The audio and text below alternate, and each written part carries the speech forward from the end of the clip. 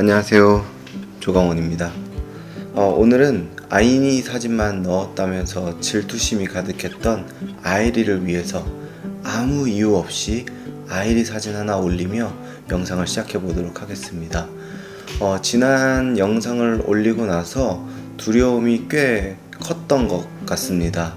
왜냐하면 이젠 진짜 가야 되는구나 라는 생각에 불안함이 좀 찾아왔기 때문에 그렇습니다. 물론 하나님이 주신 꿈이기 때문에 순종하며 그 길을 갈 거고 또 가야만 하는 길이 되었지만, 저 역시 가정이 있고 또 자녀가 있다 보니까 미래와 안정이라는 그 영역에서 불안함이 찾아오니까 두려울 수밖에 없더라고요. 그래서 저는 더더욱 카메라 앞에 서야 되겠다라는 생각을 했습니다. 오히려 두려움을 통해서 일하실 하나님을 기대해보고자 하는 것과 하나님이 주신 꿈을 더 선포하며 결단하자라는 생각에 오늘도 저는 이 자리 가운데 서게 되었습니다. 그런 마음으로 오늘은요, 선교에 대한 이야기와 또 중보를 요청하는 시간을 한번 가져보려고 합니다.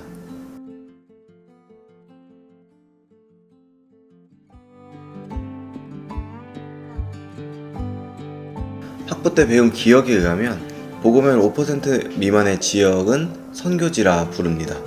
누군가는 2% 미만일 때 선교지라 부르고 누군가는 4% 미만이어야 선교지라 부르기도 합니다.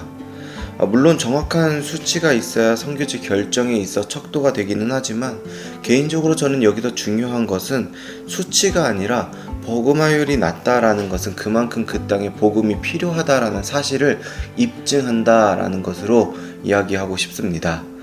그러나 지금 여기서는 선교지에 대한 기준을 말씀드려야 하기에 저는 5% 미만일 때 그 땅이 선교지가 된다라고 말씀을 드릴 수 있을 것 같고요. 또 그렇기 때문에 제주 역시 선교지다 라고 생각하시면 될 것 같습니다.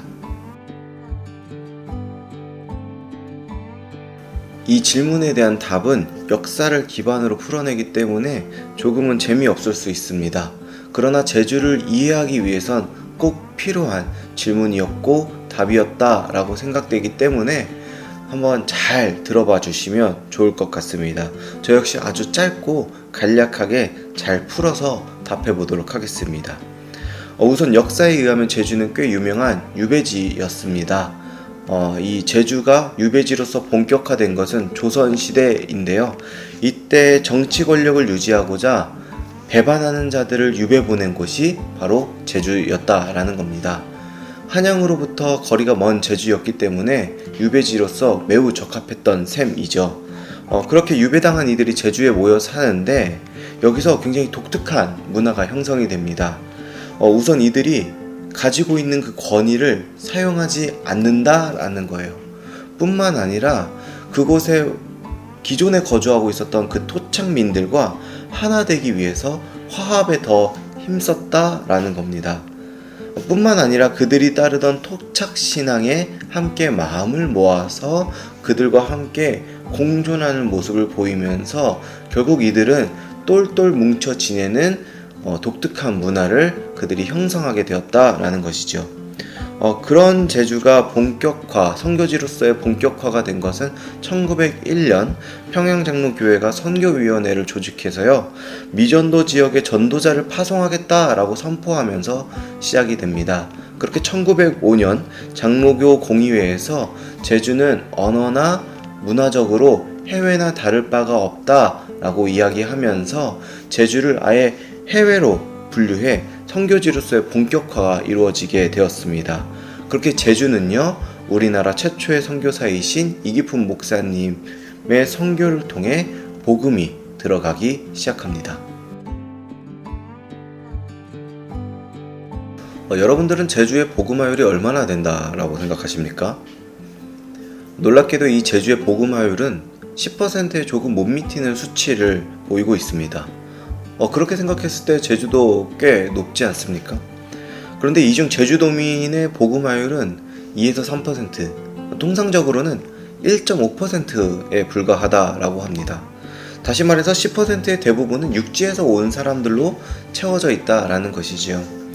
결국 수치로서 엄밀히 따져보면 제주는 더 이상 선교가 아닌 셈이 되겠지만 그러나 여전히 제주가 선교지로 불리는 이유는요, 육지에서 넘어온 성도들이 다시 육지로 넘어가는 비율이 너무나 높아서 수치 변동의 폭이 크다라는 것이 이유가 되고요. 또 여전히 복음에 대한 반감을 가지는 이들이 너무나 많기 때문에 제주는 여전히 선교지로 분류가 된다라는 것입니다.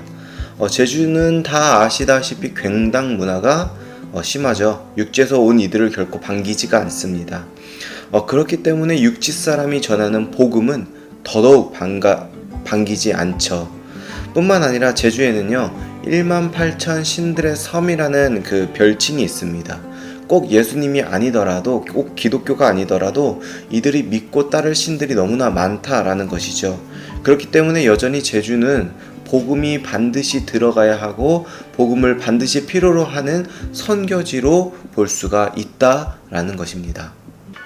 제주에선 교회를 다니면 학교에서 왕따를 당한다라는 이야기가 있을 정도로 복음에 대한 반감도 심하고 굉당 문화가 정말 극심한 곳입니다. 그런 모습에 우리 역시 충분히 안 좋은 인식을 가지고 그들을 안이 곱게 바라볼 수 있겠지만, 우리가 이들의 역사를 조금이나마 알고 이해의 시선으로 바라보려고 한다라면 이들은 왜 그래야만 했는지에 대해서 어느 정도 해석을 해볼 수 있지 않을까라는 생각이 듭니다. 물론 저 역시 이해해보자 라고 말은 하지만 사실 두렵습니다. 제 딸 아이들이 그곳에서 상처를 받을까봐 두렵기도 하고요. 그렇기 때문에 저는 더더욱 중보를 요청드릴 수밖에 없는 것 같습니다. 가능하시다면 이 영상을 보시는 분들께서는 가급적 오랜 시간 저를 위해서 또 한번 중보해 주시면 좋을 것 같은데요. 먼저는 남은 시간 잘 준비해서 복음이 필요한 그 땅에 복음을 심기는 목사가 될 수 있도록, 가정이 될 수 있도록 기도해 주시면 좋을 것 같고요. 또 두 번째로는 이들의 아픔을 잘 어루만질 수 있는, 그래서 하나님의 사랑을 흘려보낼 수 있는 통로의 사역을 하는 제가 될 수 있도록 기도해 주시면 좋을 것 같고요. 마지막으로는 가는 곳마다 만남의 축복을 허락하셔서 예수로 말미암아 함께 기뻐하고 즐거워하는 공동체를 만들어 갈 수 있도록 기도해 주시면 너무나도 좋을 것 같습니다. 이렇게 세 가지 중보 제목을 요청드리는데 마음 모아서 기도해 주시면 너무나도 감사드릴 것 같습니다.